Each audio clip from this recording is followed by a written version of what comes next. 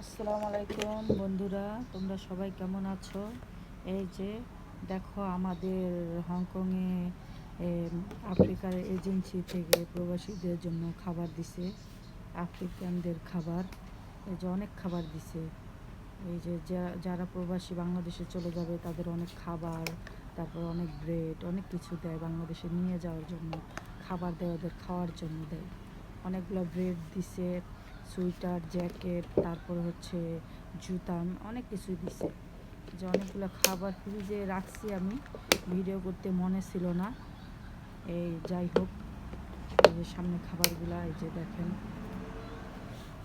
ভিডিওটা অনেক বড় হয়ে যাচ্ছিল, আর বিশেষ করে আমি তো এডিট করতে পারি না। যাই ভিডিও করি যেরকমভাবে ওইভাবেই পোস্ট করি।